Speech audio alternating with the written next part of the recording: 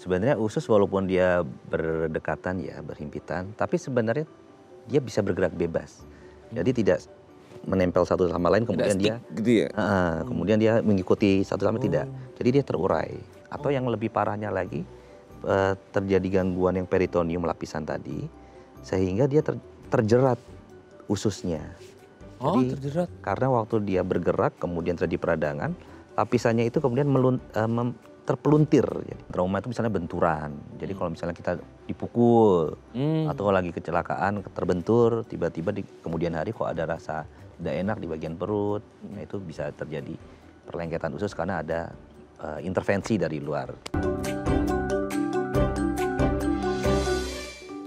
Halo pemirsa, apa kabar Anda hari ini? Senang sekali saya Raden Mathias dapat kembali menemani Anda dalam sebuah program talkshow inspiratif. Ini dia Bincang Sehati.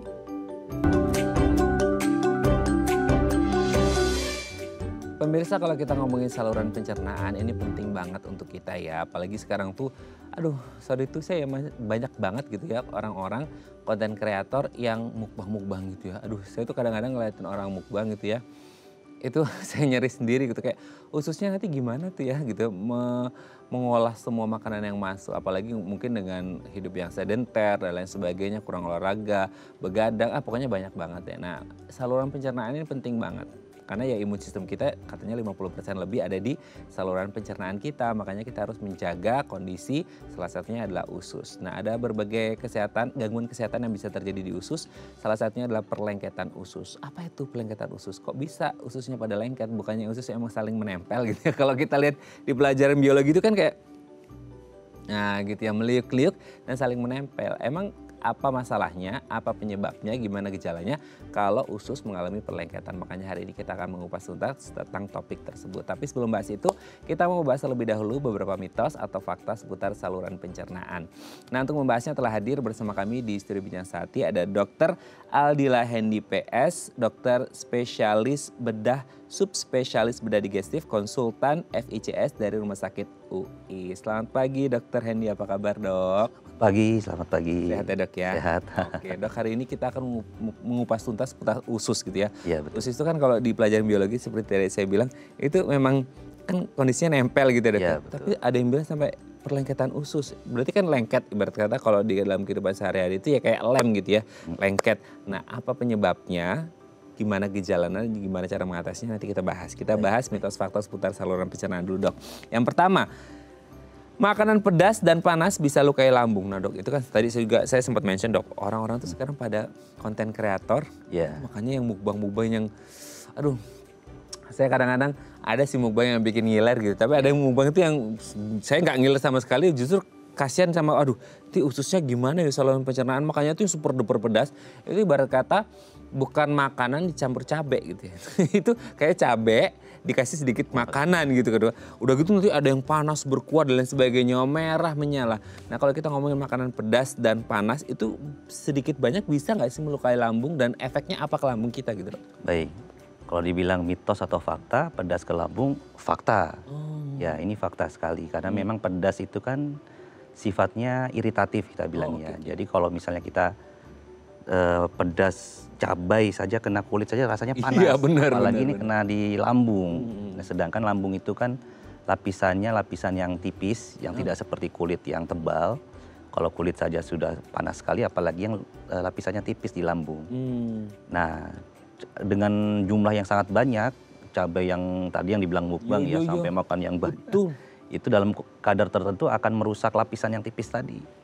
Nah kalau dia rusak, terkikis perlahan-perlahan, apalagi dengan konsisten ya dia makan pedas terus, nah, kikisan itu akan membuat luka di lambung. Nah barulah mulai akan muncul gejala. Kalau lapisan lambungnya makin terkikis karena akibat yang sifatnya iritatif, cabai dalam hal ini atau yang sifatnya pedas, bahkan yang komplikasi terberatnya adalah dalam jangka panjang bisa sampai berlubang. Hah? Itu sangat bisa. Lambungnya berlubang dok? Betul, dengan jumlah yang sangat banyak dan konsisten, sangat lama dia mengkonsumsi cabai yang cukup banyak. Tapi ya jarang sih memang terjadi kemudian dalam waktu singkat dia berlubang, tidak. Pasti dia akan menimbulkan gejala terlebih dahulu. Misalnya ada rasa nyeri di ulu hati, mual berulang, bahkan sampai muntah-muntah setelah makan cabai. Itu artinya sudah pertanda, diperingatkan bahwa stop dulu nih cabenya gitu, supaya tidak terlalu berlebihan. Itu kalau sampai berlubang gitu maksudnya lambungnya bocor dok atau gimana? Betul, ada beberapa kasus yang kita tangani karena ada konsumsi yang sifatnya iritatif, misalnya tadi cabai pedas dalam jangka waktu yang sangat panjang, lama dan jumlahnya memang banyak. Nah, biasanya memang mungkin bikin konten mungkin ya, Iya, karena kan? dia mau ingin memberi informasi kan nih banyak saya makan pedas yang banyak padahal kadarnya sangat berlebihan. Itu suatu saat nanti akan terkikis pelan-pelan sehingga terjadi yang komplikasi yang tidak diinginkan seperti lambung yang Nah berlubang. dok, nggak tahu sih, saya nggak tahu ya, ini kadang-kadang tuh ada info di luar sana tuh kayak kita kan kadang ada yang makan 1 biji cabai aja udah kepedesan, tapi kita ngeliat mereka kayak biasa-biasa aja. Jadi ada yang bilang kayak, oh mereka itu sebelum makan itu mereka makan atau minum pil anti pedas atau apalah gitu. Jadi kayak kerasa nggak pedas. Oke lah, kondisinya gini dok, di mulut mereka mungkin nggak ngerasa pedas gitu ya, tapi di lambung juga tetap kena efeknya nggak sih, meskipun di mulut dia nggak ngerasa pedas gitu? Iya betul, karena kan kalau di mulut itu hanya sensasi yang kita rasakan, tapi sifat iritatifnya itu tetap berlanjut pada lapisan lambungnya. Itu justru malah lebih berbahaya. Kesannya tidak ada masalah, tapi ternyata kan tetap dikikis dengan sifatnya yang iritatif dari cabainya tadi. Nah, itu ya. Nah, ini perhatian buat pemirsa yang udah jadi konten kreator atau sedang berminat gitu ya. Karena ngeliatin kayak wah, pada sukses semua nih gitu ya. Ya ini harus berhati-hati.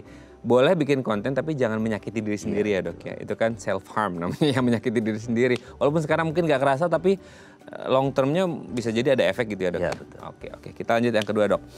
Mitos atau fakta minuman beralkohol katanya bisa menyebabkan sirosis hati. Ya. Nah, orang tuh ya sekarang itu ya entah kayak ngerokok, minuman begini, orang kan ambil efek katanya calmingnya lah, segala macem lah gitu ya. Ya di luar efek itu adalah kita nggak harus ngomongin efek ke tubuh, salah satunya adalah hati. Betul nggak sih kalau akhirnya para orang ini gitu ya, yang akhirnya addict to drink this gitu, itu akan mengalami sirosis hati atau Ya betul. Ini kalau mitos atau fakta alkohol tentang sirosis jelas ini fakta ya. Dijelaskan fakta. Oke. Ya. Kenapa? Karena memang pada dasarnya alkohol itu kan di metabolisme di hati dalam bentuk asetildehid ya. Nah sifat ini yang toksik buat sel-sel hati.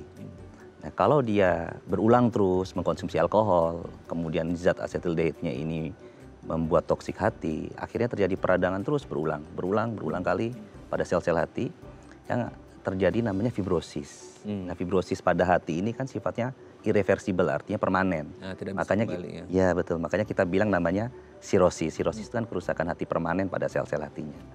Tapi sebelum sampai ke sirosis, dia akan melalui fase namanya hepatitis. Peradangan, ada namanya alkoholik hepatitis. Alkoholik hepatitis ini peradangan hati yang memunculkan gejala liver, misalnya ada mual, bahkan kuning akibat mengkonsumsi alkohol. Tapi barangkali belum sirosis, tapi sudah diperingatkan ada gejala hepatitis. Tapi kalau masih berlanjut, misalnya dia minum alkohol, terus berulang peradangannya, fibrosisnya makin luas di sel-sel hatinya, terjadilah sirosis. Nah kalau sudah sirosis susah, karena sirosis itu sifatnya irreversible, permanen, kita sudah nggak bisa ngapa-ngapain lagi istilahnya. Kecuali transplantasi hati misalnya bisa dilakukan di Indonesia, salah satunya di RSCM itu bisa dilakukan transplantasi hati. Tapi kan komplikasi efek sampingnya jadi jangka panjang. Betul. Jadi kondisinya adalah kalau udah terjadi gini ya nggak bisa regenerasi ya kembali ya, karena dia irreversible. Inilah fungsinya untuk menghindari hal yang tidak baik. Tapi ini mungkin ada yang bilang kayak, dok tapi kandungan alkohol kan beda-beda tuh dok gitu. Kayak yang ringan-ringan enggak kali dok gitu. Itu gimana dok? Negosiasi ya. Negosiasi. Ya memang kalau dari penelitian sih memang belum ada yang jelas berapa persen. Tapi memang dilihat pada usia-usia muda laki-laki 3-4 kali per hari dia mengkonsumsi rutin, itu akan meningkatkan kejadian sirosis, alkoholik sirosis itu. Tapi memang kadarnya tidak dijelaskan. Cuma ya kita tidak ada yang tahu berapa kemampuan hati kita menerima berapa persen dari alkohol, karena setiap orang punya kemampuan berbeda-beda. Karena kita tidak ada yang tahu, makanya harusnya dicegah. Nah, sebelum terjadi hal-hal yang tidak diinginkan. Betul. Dialokasikan buat nabung, buat beli yang lain gitu. Oke, kita lanjut yang ketiga ya. Merokok katanya bisa meredakan mules tuh dok. Nah itu nggak ngerti, ini banyak orang juga yang kayak ada tuh mungkin sebagian orang juga ketika mereka buang air besar mereka juga smoking kan gitu. Nah nggak ngerti itu sugesti aja atau gimana sih dok? Iya. Kalau secara langsung misalnya, aduh mungkin dia mules karena cemas ya atau apa gitu ya. Kemudian dia merokok, wah mereda nih. Nah ini mitos nih ya. Mitos. Karena memang mungkin yang dianggap bahwa mules itu menjadi ringan ketika dia merokok bukan karena efek rokoknya, tapi ada beberapa orang barangkali pada saat merokok dia merasa lebih nyaman. Nah kenyamanan ini yang membuat pemicu dari saraf-saraf kita di otak, sensasi merasa mules itu ditekan. Tapi bukan karena rokoknya, tapi rasa kenyamanannya itu. Itu ya. Kalau merokok kan secara langsung merusak organ-organ lain ya. Artinya kalau ingin meredakan rasa mules itu, buat kenyamanan selain merokok. Apa yang membuat dia nyaman, entah membaca atau bermain atau duduk santai, lebih rileks, itu bisa meredakan rasa mules. Tapi bukan karena merokoknya. Oke ya. Jadi harus dilihat-lihat dulu ya kondisi ngerokoknya buat apa, dan kalau bisa kayak untuk bikin nyaman ya, kalau bisa kasih opsi yang lain selain merokok gitu ya. Oke, kita lanjut yang keempat. Serat katanya nggak bisa mengatasi diare. Nah di luar sana itu kayaknya ada pro dan kontra ya dok antara perkara serat gitu ya. Kalau orang diare boleh atau tidak sih kalau ngomongin diare minum serat? Nah kalau pernyataannya adalah serat nggak dapat mengatasi diare, ini mitos atau fakta? Nah, fakta ya. Oke. Fakta checklist ya. Kalau serat memang tidak bisa mengatasi diare. Tapi pada dasarnya serat itu justru kita meningkatkan frekuensi BAB. Justru kalau kita logikanya artinya kalau misalnya kita sedang diare kemudian makan serat tinggi, ya pasti akan frekuensinya akan bertambah, tidak mengurangi. Makanya ada beberapa studi dianjurkan bahwa diet yang rendah serat ketika diare karena mengurangi frekuensinya. Tapi tidak dengan kita sedang diare kemudian wah justru harus makan serat supaya lebih ringan. Nah tidak. Jadi kita tidak menganjurkan pada pasien-pasien atau orang yang mengalami diare justru harus makan tinggi serat. Boleh dicontohin nggak sih dok? Mungkin banyak orang di luar sana belum begitu paham. Maksudnya makanan tinggi serat yang sebaiknya dihindari ketika lagi diare itu apa gitu? Ya. Ada nggak contoh-contohnya? Misalnya papaya ya. Buah papaya itu kan tinggi serat ya. Kemudian sayur-sayur yang warna hijau. Justru kalau yang diare yang dianjurkan justru yang kalium tinggi, kadar kalium tinggi, bukan seratnya yang dilihat. Contohnya pisang. Ini justru dianjurkan, misalnya dia sedang diare, kita dianjurkan makan pisang karena kadar kaliumnya tinggi, sehingga bisa membuat BAB-nya lebih memadat, kemudian pergerakan ususnya jadi lebih tidak terlalu hiperaktif. Selebihnya sih misalnya protein tinggi, nah itu juga memiliki kadar yang seratnya cukup tinggi. Kalau nggak salah itu ya dok, kayak nggak tahu ini salah atau nggak sih. Dia kayaknya waktu itu pernah atau sering ada orang kayak kalau lagi diare makan salak gitu, itu bisa apa bikin mengeras gitu, itu nggak sih? Itu syarat, kandungan syaratnya? Ya kalau salak mungkin belum ada ya studi yang membuat apakah berpengaruh ke diarenya. Tapi yang dilihat bukan seratnya, kalau itu memberikan efek, tapi tadi kadar elektrolitnya. Yang sama seperti halnya pisang, kadar elektrolit yang dicari adalah kalium. Kalau misalnya dari studi itu ternyata memberikan efek yang baik, bukan kadar seratnya, tapi karena memang kadar salaknya itu barangkali ada kaliumnya cukup tinggi. Oke ya. Jadi sekarang sudah bisa dibedakan nih mana yang kalau kira-kira diare makan apa dan nggak boleh makan apa gitu dok ya. Oke, yang terakhir. Ada makanan yang katanya nggak bisa dihancurin nih sama saluran pencernaan kita gitu.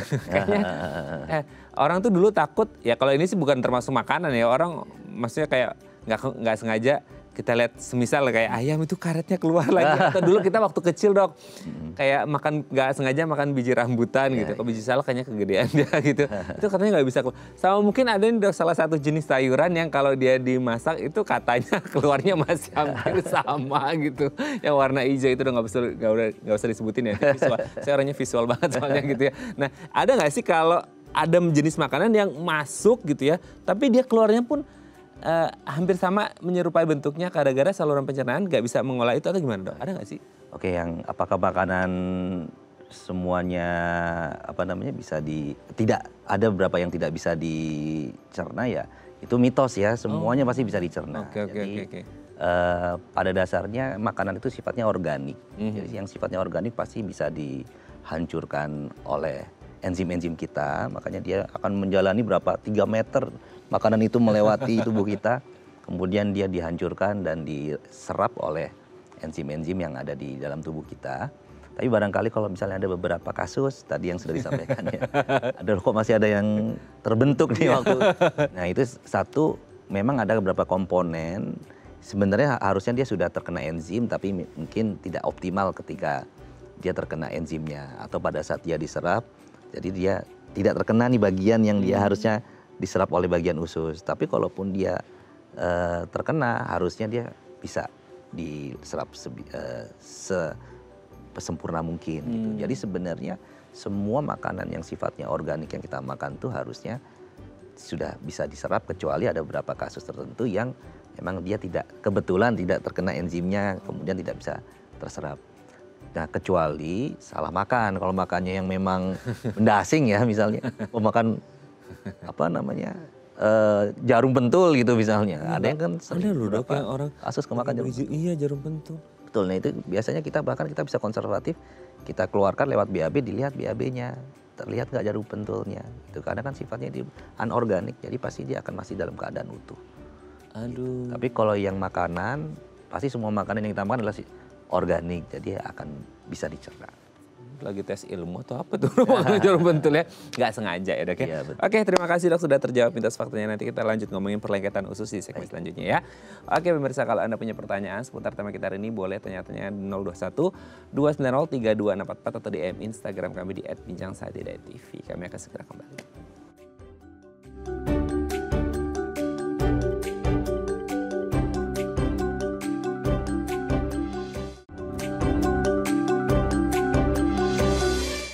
Baik, Anda masih bersama kami di Bincang Saati dan kita masih membahas tema kita hari ini seputar perlengketan usus. Kalau Anda punya pertanyaan seputar tema kita hari ini boleh tanya-tanya di 021 290 3264 atau DM Instagram kami di @bincangsaati.tv. Kita masih bersama dengan Dr. Aldila Hendy PS, dokter spesialis bedah, subspesialis bedah digestif, konsultan FICS dari Rumah Sakit UI. Oke dok, sebelum kita ngomongin perlengketan usus, ini kalau mungkin flashback dikit ya dok ya, waktu kita sekolah dulu belajar biologi gitu. Tapi mungkin nggak sedalam kalau masuk kedokteran gitu ya. Usus itu sebenarnya letaknya ada di mana? Kalau kayak di anatomi tubuh itu kan kayak bentuknya gini-gini gitu ya dok ya. Nah, usus itu letaknya di mana dan fungsinya sebenarnya apa sih? Kalau selama ini mungkin kita ngerti kayak usus ya cuman tempat lewatnya makanan kita lah, sesimpel itu. Tapi kan ada yang juga bilang kayak, oh nggak hanya sebagai tempat lewat makanan, itu katanya 50% lebih dari imun sistem kita terbentuk di saluran pencernaan, di usus juga gitu. Itu fungsi dan letaknya gimana itu dok? Ya baik, kalau untuk kita mencari tahu lokasinya di mana bagi usus itu, nah biasanya di bagian dada, di sini ada perbatasan antara dada dan perut. Yeah. Kalau kita pegang ada tulang iga ya. Yeah. Setelah itu di bawahnya, wah nggak ada tulang iganya nih. Yang sebelah kiri itu lambung biasanya. Oh gini ya. Nah setelah lambung itu barulah usus. Jadi usus itu dari menuju ke tengah, bagian yang atas, sampai dia melingkar terus berurutan sampai dia ke bawah dekat panggul. Nah lewatlah ke bagian anus. Nah kalau kita lihat itu usus itu dibagi menjadi dua secara garis besar, usus halus dan usus besar. Nah, usus besar ada dibagi tiga lagi, ada usus 12 jari, ada istilahnya ada duodenum, ada jejunum, ada ileum, sampai ke usus besar. Usus besar itu kita bilangnya kolon sampai rektum. Nah ini fungsinya beda-beda. Tadi disampaikan, nah, usus itu kalau usus kita panjang sekali, walaupun perut kita kan kecil ya. Iya. Tapi kalau itu dijembrengkan lah istilahnya, dibebaskan sampai diperpanjang. Nah itu bisa sampai ke satu lapangan bola. Hah? Karena memang benar-benar bisa panjang sekali, bisa sampai 7 sampai. Segini kecilnya? Betul. Lapangan bola? Betul, itu bisa 7 sampai 10 meter. Itu kalau misalnya kita ya makin besar badan kita itu bisa makin panjang usus kita bisa urut. Makanya di usus halus misalnya itu kurang lebih 4 sampai 5 meter, usus besar bisa 1 sampai 2 meter. Jadi perjalanannya panjang makanan itu. Ya? Kalau setelah masuk ke dalam perut kita. Nah tadi kalau misalnya setiap usus itu punya perannya masing-masing. Kalau misalnya usus 12 jari dia lebih ke arah menghancurkan makannya lebih lembut, kemudian dia menyerap beberapa elektrolit, menyerap beberapa lemak. Nanti kalau udah sampai usus halus, dekat usus besar, nah itu nutrisi-nutrisi mulai diabsorpsi atau diserap. Nah itu yang dimaksud dengan imunitas, daya tahan tubuh. Jadi komponen-komponen nutrisinya itu kan nutrisi itu berperan penting buat imunitas kita. Ya, seberapa banyak yang bisa diserap oleh usus, dan disitulah di usus halus terminal, istilahnya ileum terminal. Nah setelah itu baru masuk ke usus besar yang kita sebut kolon. Nah fungsinya kolon ini misalnya dia menyerap zat besi.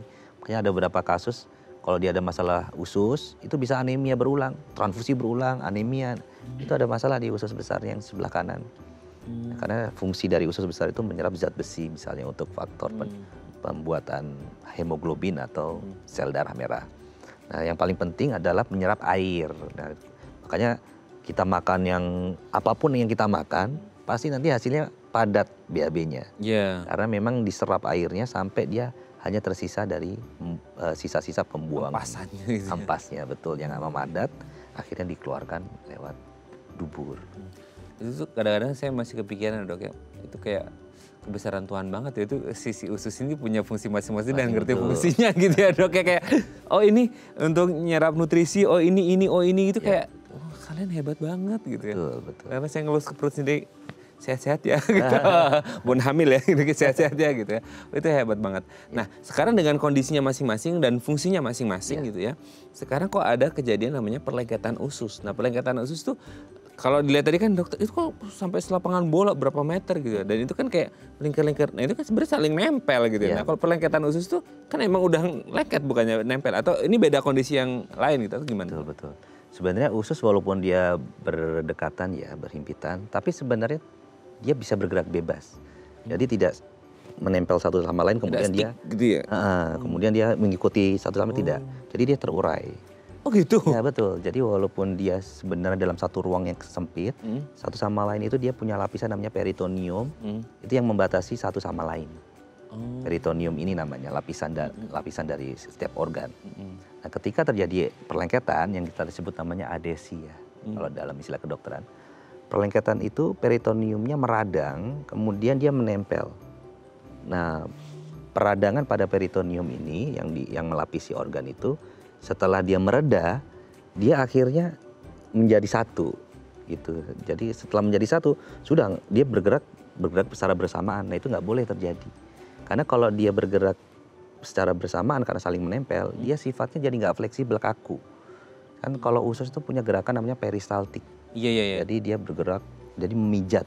Iya. Nah, kalau ada terjadi perlengketan, gerakan memijatnya mendorong ke bagian ke bawah itu akan terganggu sehingga terjadilah ada effort buat dia memijat, itu ada menimbulkan rasa nyeri dan terjadi gangguan BAB karena memijat untuk ke bagian ke bawah yang untuk dibuang tidak maksimal. Nah, itulah yang terjadi namanya perlengketan yang menimbulkan gejala.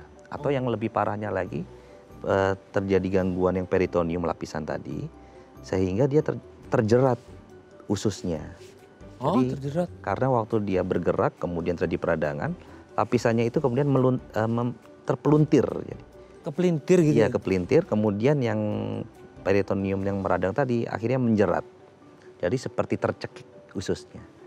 Nah, itu peritoneum punya dia sendiri? Punya dia sendiri. Karena akibat hal-hal tertentu yang mungkin nanti kita bahas, apa sih yang membuat hal-hal tertentu sehingga terjadi peradangan pada peritoneum sehingga menyebabkan terjadinya perlengketan bahkan sampai terjadinya namanya jeratan. Nah itu nanti kita akan bahas di segmen selanjutnya kenapa akhirnya terjadi peradangan di peritoneum itu sehingga akhirnya terjadi jeratan atau tadi bisa nempel. Berarti sifatnya adesif ya? Karena adesif, betul. Ya, gitu. Udah kayak lem ya Dok, itu kan ada ngomongnya gitu ya. Oke, nanti kita bahas di segmen selanjutnya ya Dok ya. Oke pemirsa, kalau Anda masih punya pertanyaan seputar tema kita hari ini, boleh tanya-tanya di 021 290 3244 atau DM Instagram kami di @bincang3.tv. Kami akan segera kembali.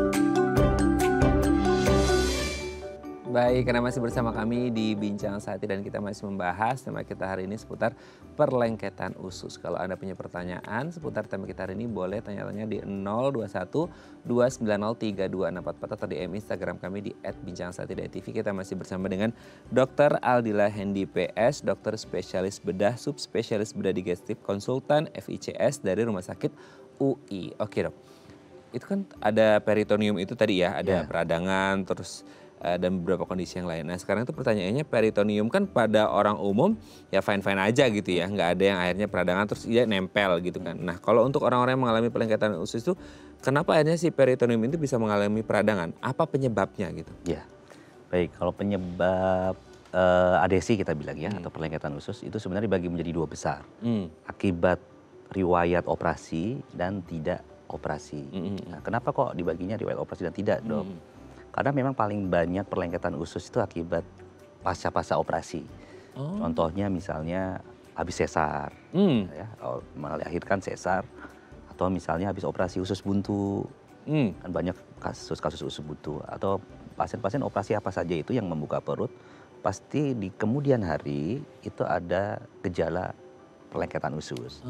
Karena setiap kita buka perut pasti kita memanipulasi organ dalam sehingga terpiculah peradangan pada peritoneum tadi. Itu yang paling kasus terbanyak yang kita temui akibat perlengketan akibat pasca operasi. Oke. Yang kedua yang tanpa operasi, jadi banyak memang beberapa kejadian yang tidak ada operasi, tidak ada apapun itu ya, yang dibuka perutnya kok ada gejala perlengketan usus. Satu penyebabnya misalnya TBC usus. Jadi TBC bisa paru-paru, bisa usus.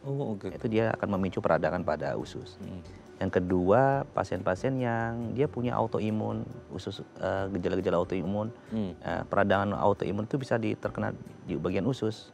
Contohnya misalnya pada ulcerative colitis atau Crohn disease. Nah, itu akan terjadi peradangan pada usus sehingga peritoneum itu akan menempel satu sama lain, terjadilah perlengketan usus. Yang ketiga trauma itu misalnya benturan. Jadi kalau misalnya kita dipukul atau lagi kecelakaan terbentur, tiba-tiba di kemudian hari kok ada rasa tidak enak di bagian perut, nah itu bisa terjadi perlengketan usus karena ada intervensi dari luar, jadi benturan di bagian perut. Atau yang keempat misalnya pada perempuan ada gangguan di kewanitaan di bagian panggul, infeksi bagian panggul. Misalnya kita sebut namanya pelvic inflammatory disease, atau yang sering ada endometriosis. Oh iya. Jadi ada semacam Di rahimnya ya. di bagian rahimnya endometriosis yang terjadi perlengketan pada usus. Nah, hal-hal semacam itulah yang spontan terjadilah peradangan pada peritoneum sehingga terjadi perlengketan. Atau hal lain yang sering juga terjadi adalah salah makan misalnya. Makan yang sifatnya itu misalnya makannya terlalu tadi ya misalnya konten kreator makan yang banyak kemudian tapi sifatnya iritatif sekali, lalu ada atau makanan yang alergi yang tidak bisa diterima oleh perutnya sehingga terjadi beberapa segmen tertentu itu meradang dan terjadilah perlengketan. Tapi yang sebenarnya paling penyebab terbanyak adalah riwayat operasi. Riwayat operasi. Oke, kita mulai dari riwayat operasi, Dok. Tadi kan Dokter Hendy menyebutkan riwayat operasi itu ada semacam kayak manipulasi gitu ya. Betul. Nah, maksudnya manipulasi itu mungkin orang nggak ngerti gitu. Itu manipulasi itu maksudnya salah satu memang prosedur dalam tindakan bedah atau gimana? Ya betul. Kalau kita misalnya anggap contoh kita usus buntu ya, operasi usus buntu. Mungkin sayatannya kecil di sini di sebelah kanan bawah hanya 3-4 cm. Tapi waktu kita melakukan pengambilan usus buntu pasti kita akan menyentuh usus di sekitarnya. Nah, penyentuhan usus di sekitarnya itu menimbulkan reaksi dari peritoneumnya. Karena kita menjubit misalnya. Nah, itu cubitan itu memang itu wajar kita harus melakukan cubitan karena kita harus menggerakkan untuk mencari usus buntunya misalnya. Nah, cubitan itu reaksi tiap orang beda-beda. Ada yang terlalu agresif, ada yang ya dicubit aja nggak ada masalah gitu. Sama seperti kita ambang nyeri kita setiap orang beda-beda. Toleransinya beda-beda. Ya betul. Nah ini juga karena dia radangnya terlalu berlebihan, akhirnya dia meradang sehingga gampang sekali dia lengket ke bagian usus yang lain. Nah itulah mengapa sebenarnya perlengketan usus itu tiap orang punya kapasitas yang berbeda-beda menimbulkan gejalanya. Ada yang saya sama-sama kita dilakukan usus buntu, yang satu terjadi perlengketan, yang satu enggak misalnya. Itu bisa terjadi. Karena setiap orang punya reaksi berbeda-beda. Tapi itu menjadi faktor risiko ketika ada tindakan operasi. Berarti tidak semua orang yang menjalani tindakan operasi akan berakhir dengan perlengketan usus kan, Dok? Oke. Jadi jangan nanti Sama ratakan. kan biasa sekarang itu ada kalau kayak gini ada yang banyak potong dok. Oh iya. Iya kan banyak potong. Jadi orang jadi takut tindakan operatif Ya, gara-gara nanti pelengkatan usus gitu ya. Tidak Betul, semua. Tidak semua terjadi. Ya. Oke. Jadi memang harus digarisbawahi ya. Takutnya sekarang banyak yang potong-potong kayak orang menjadi pada takut operasi gitu ya. Jadi memang ada kondisi orang-orang yang ya akan terjadi isi peritoneumnya itu peradangan, ada yang enggak tergantung masing-masing. Karena abang nyeri orang juga mungkin beda-beda gitu ya dok ya. Sama yang kedua yang non operasi itu kayak orang katanya kena pukul segala macam. Saya jadi kepikiran kalau kayak atlet bela diri atau apa itu berarti risikonya lebih gede dong dok. Ya, sama seperti yang tadi saya jelaskan. Walaupun kita resiko trauma atau benturan itu kalau misalnya dia sampai benturan itu walaupun dia terlindungi kulit tapi dia sampai menyentuh usus bagian dinding kulitnya itu akan menimbulkan peradangan sehingga terjadi pelengketan. Tapi setiap orang punya kemampuan reaksi yang berbeda-beda. Ada yang mungkin dipukul-pukul atlet nggak terjadi pelengketan usus karena memang dia reaksi dari peradangan peritoneumnya nggak terlalu over. Tapi kalau dia over sekali ya bisa aja dia terjadi pelengketan di kemudian hari. Jadi memang kapasitas terjadinya itu tidak disamaratakan semua kepada setiap orang. Tapi itu menjadi faktor risiko atau pemicu sehingga bisa terjadi. Oke, dok ini bukan body shaming ya, tapi ada orang yang mungkin obesitas kan mungkin berlebih itu kalau ke tonjok ngefek ke ususnya nggak sih dok? Ya makin barrier itu kayaknya lebih besar gitu. Makin besar bantalannya ya secara otomatis sih logikanya bisa menjadi peredam ya. Tapi kan masalahnya kita nggak melihat hanya obesitasnya, kan obesitas juga punya efek yang lain ya. Jadi jangan berpikir kayak obesitas lebih aman dengan pelengketan usus nggak gitu konsepnya ya. Oke, nah sekarang kalau ada orang dengan risiko-risiko itu gitu ya, faktor risiko itu. Kalau udah mulai menuju ke pelengketan usus tuh gejala atau tanda yang dirasain itu ada nggak sih? Biasanya gejala yang paling sering terjadi pada pelengketan usus itu adalah nyeri. Jadi nyeri hilang timbul. Jadi ini sering sekali pada pasien-pasien yang habis operasi tadi yang saya bilang.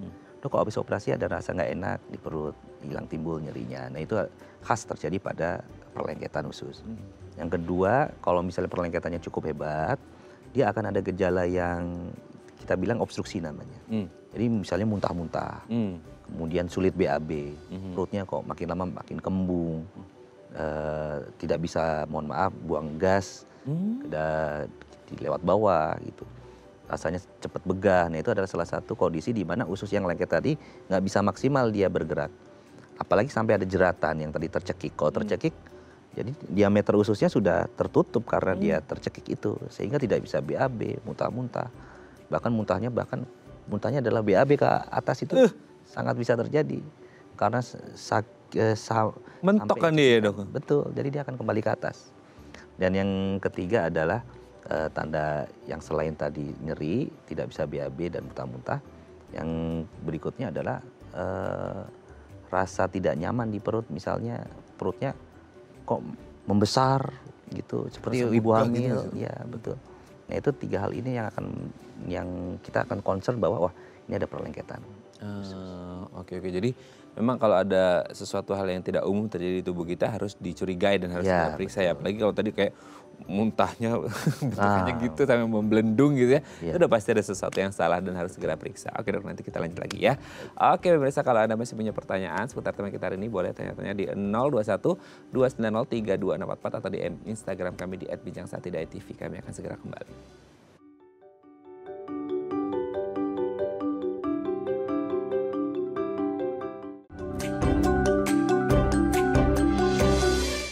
Baik, Anda masih bersama kami di Bincang Sati dan kita masih membahas tema kita hari ini seputar perlengketan usus. Kalau Anda punya pertanyaan, monggo boleh tanya-tanya di 021 290 3244 atau di Instagram kami di @bincang-sati.tv. Kita masih bersama dengan Dr. Aldila Hendi PS, dokter spesialis bedah subspesialis bedah digestif konsultan FICS dari Rumah Sakit UI.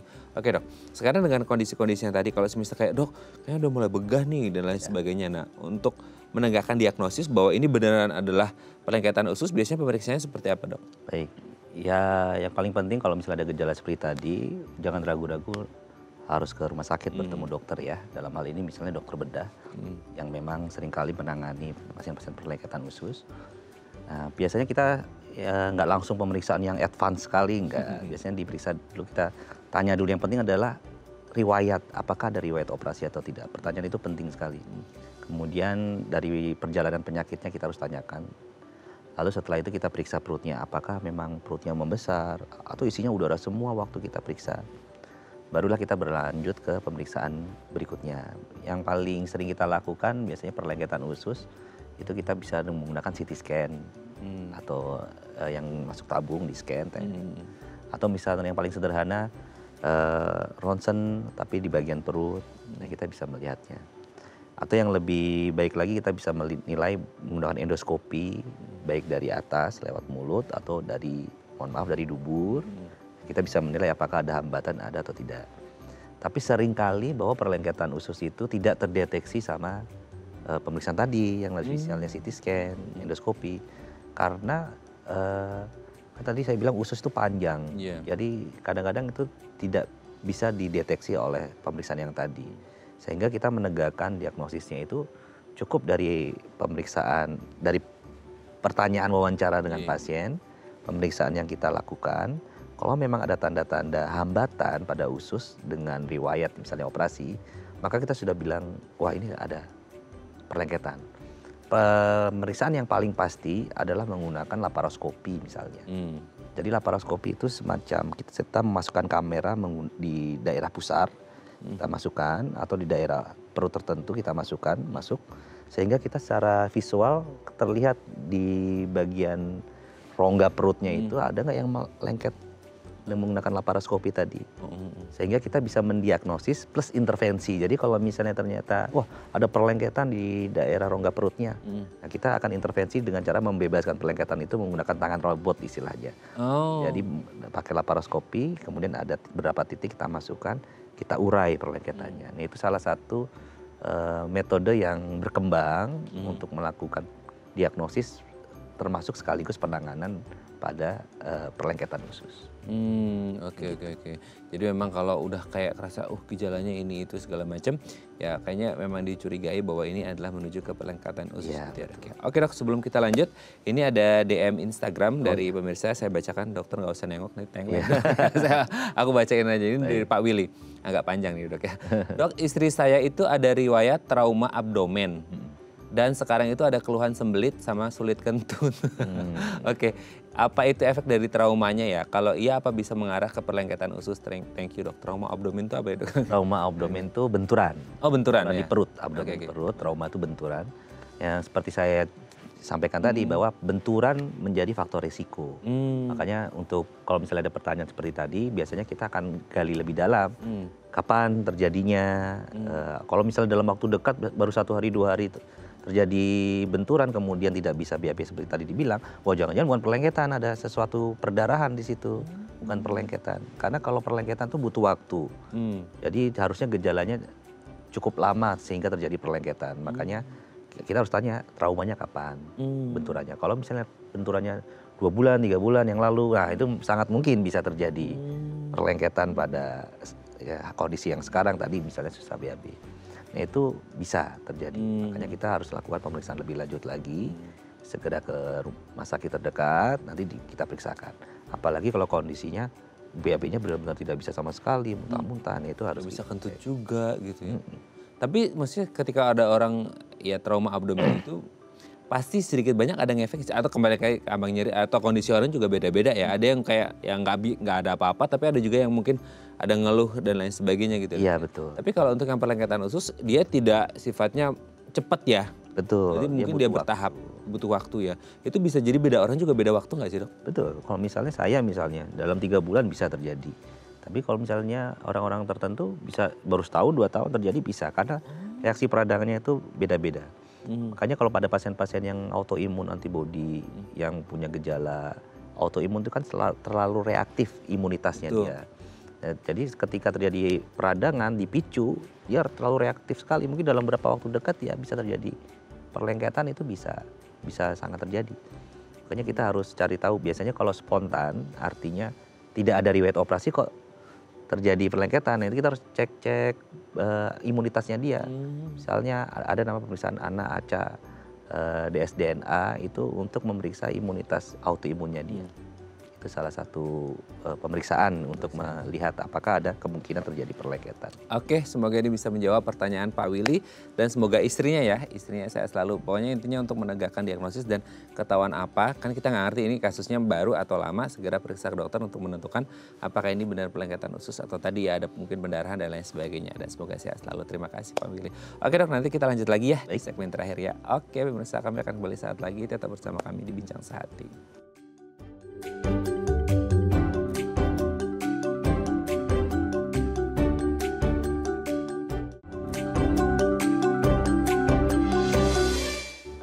Baik, Anda masih bersama kami di Bincang Sehati dan kita masih membahas tema kita hari ini seputar perlengketan usus. Masih bersama dengan Dr. Aldila Hendy PS, dokter spesialis bedah, subspesialis bedah digestif, konsultan FICS dari Rumah Sakit UI. Oke Dok, tadi kan sudah ngomongin gejala dan menegakkan diagnosisnya. Sekarang ke pengobatannya gitu. Yeah. Itu pengobatannya itu tadi kan sebenarnya ada laparoskopi untuk ada intervensi juga gitu. Yeah, tapi betul. sebenarnya kalau dalam kasus yang banyak itu lebih dominan untuk pengobatannya seperti apa? Emang harus ada pembedahan atau ada juga yang konvensional, maksudnya tanpa harus ada pembedahan operasi? Kan mungkin orang tuh banyak yang takut ya Dok ya, tindakan invasif itu gitu Ya, gimana? memang prinsip terapi atau penata laksanaan pertama pada perlengketan usus justru bukan dengan pembedahan. Jadi memang kita kalau misalnya menemukan kasus atau pasien yang ada indikasi ke perlengketan usus, biasanya kita konservatif dulu istilahnya. Jadi non operatif manajemen. Kita lihat 2 kali 24 jam, biasanya kita puasakan dulu. Puasa dulu ya makannya, terus kita kasih pencahar, kemudian kita kasih vitamin usus yang untuk bisa membuat gerakannya lebih aktif lagi. Kemudian kita kasih pencahar supaya BAB-nya lebih lunak, lebih encer. Nah, kalau misalnya dalam 2 kali 24 jam dengan pemberian obat-obatan, nah nanti kita mulai BAB-nya sudah mulai ada, kita mulai naikkan dietnya bertahap. Misalnya dikasih yang cair dulu, oh ternyata bagus toleransinya, kasih makan padat, nah, habis itu bisa normal. Itu biasanya dalam 3-4 hari akan responnya baik, kita nggak perlu tindakan operasi. Yang perlu tindakan operasi itu yang sifatnya cukup berat ya perlengketannya. Contohnya ada perlengketan yang tercekik, jadi terpeluntir. Itu biasanya misalnya muntahnya sudah muntah BAB, perutnya kembung sekali, tidak bisa.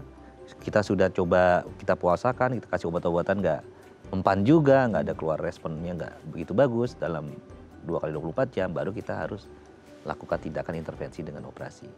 Tapi pada dasarnya semua perlengketan mengarah ke perlengketan, apalagi yang sederhana, itu biasanya kita anjurkan diet tinggi serat saja, makan yang penuh dengan kuah, artinya jangan sampai dehidrasi, minum air putih yang banyak, makin lembut makin baik, karena dengan adanya perlengketan, kalau kontennya itu lembut, dia akan mudah melewati yang sifatnya sempit, misalnya kan ada perlengketan tadi. Cukup kita lifestyle modifikasi. Nah, kalau responnya baik sih kita tidak perlu operasi. Operasi jalan terakhir pada perlengketan. Jalan terakhir ya. Kalau yang tindakan konservatif tadi itu, dia kalau ibarat kata yang peritoneum tadi nempel, itu dia bisa sedikit demi sedikit ya mengobati peradangannya dan melepaskan sifat adesifnya itu atau gimana? Ya betul. Jadi kalau peradangan yang terjadinya tidak dalam jangka waktu yang lama yang bertahun-tahun, itu biasanya akan bisa terurai. Nah, terurainya dengan cara tadi diistirahatkan, dikasih obat anti peradangan, kemudian dikasih cairan yang baik supaya tidak dehidrasi. Nanti dia akan terurai sendiri yang bagian-bagian perlengketannya tadi. Beda hal kalau perlengketannya yang sudah long term ya, yang sudah lama sekali, biasanya sudah matur istilahnya. Matur itu sudah kuat. Nah, kalau sudah kuat memang dia tidak akan terurai, tapi harus dimodifikasi gaya hidupnya. Misalnya ya sudah kalau begitu makannya nggak boleh yang padat, BAB-nya harus lancar, nggak boleh tahan BAB, minum air putih yang banyak.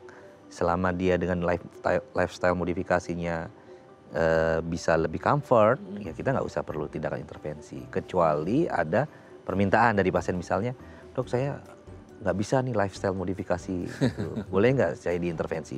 Boleh, kita lakukan intervensi. Tapi ingat, kalau kita melakukan intervensi dengan tindakan operasi, maka ada resiko di kemudian hari berulang. Jadi perlengketan bisa berulang. Jadi waktu kita lepaskan, bisa nggak nanti berulang? Bisa, karena kan kita mengintervensi kembali, memanipulasi istilahnya kan. Nah, kalau ada manipulasi lagi, dia reaksi peradangannya reaktif juga, dia akan menimbulkan perlengketan berulang. Makanya yang paling penting itu lifestyle modifikasinya itu harus baik. Itu yang jadi PR-nya banyak orang, Dok. Sebenarnya kayak berat banget komitmen itu kan, seperti itu. Betul. Nah, oke, Dok. Jadi kalau semisal mereka mengalami itu gitu ya, terus entah yang tadi peritoneumnya peradangan terus nempel, ada yang kepelintir sampai ke apa bahasa Jermannya itu ke walak-walik gitu ya. Itu kan berarti ada ya sedikit banyak trauma di ususnya kan gitu. Nah, itu sebenarnya kondisinya si ususnya ini nanti bisa kembali seperti semula atau enggak sih? Maksudnya kan berarti kan ada bekas ada peradangan lah, kemudian kepelintir, berarti kan ada sedikit banyak hal yang terjadi di situ gitu. Itu ususnya bisa kembali berfungsi seperti semula atau bisa jadi ada fungsinya berkurang atau gimana, Dok? Ya, kalau misalnya peradangannya itu short term yang terjadi dalam waktu singkat, kemudian terjadi perlengketan, dengan diatasi peradangannya itu biasanya akan terurai dengan kembali seperti semula. Jadi nggak akan permanen, dia akan melengket. Kecuali dia long term. Long term ini biasanya karena akibat tindakan operasi tadi yang saya bilang. Jadi riwayat operasi dia akan menempel, kemudian dia menetap menempelnya itu. Karena memang riwayat operasi itu kan pasti manipulasinya, apalagi kalau operasinya besar ya, makin besar yang dibuka perutnya makin sering dia terjadi perlengketannya lebih banyak. Nah, kalau dia sudah seperti itu, dia tidak akan kembali seperti semula bentuk ususnya. Tapi sih bisa jadi dengan bentuk yang baru ya. Tapi dia hanya merasakannya ringan, misalnya nyeri hilang timbul sesekali. BAB masih lancar sih, nggak kembung, nggak begah. Kalau ringan seperti itu kita nggak usah intervensi. Jadi cukup di lifestyle modifikasinya aja. Yang menjadi concern yang kita harus sampai tindakan intervensi kembali, kalau misalnya adalah berat sekali gejalanya, misalnya nyerinya makin berat, nyeri terus sampai mengganggu aktivitas, muntah-muntah, gampang begah, nah barulah kita harus intervensi. Jadi semua tindakan riwayat operasi misalnya ya, terjadi perlengketan usus itu sebuah keniscayaan dalam tanda kutip. Tapi keniscayaan itu belum tentu menghasilkan gejala. Jadi kalau tanpa ada gejala yang berarti, kita tidak perlu lakukan apa-apa. Tapi kalau udah gejala itu membuat mengganggu aktivitas, bahkan sampai dia ngedrop, ya itu baru kita lakukan intervensi. Nah, itu dia ya. Pokoknya intinya yang terbaik lah ya, kalau bisa ya modifikasi lifestyle seperti ya, dari awal. Jadi tidak takut-takut kalau mau operasi dan lain sebagainya. Karena itu salah satu faktor risiko lagi Dok, terjadinya ke si perlengketan usus lagi. Oke, terima kasih Dokter Hendy. Hari ini kita tahu bahwa ternyata ada yang namanya perlengketan usus gitu ya. Selama ini kita mungkin ya emang usus kan memang nempel-nempel gitu. Ternyata ada kondisi yang lain. Terima kasih Dok.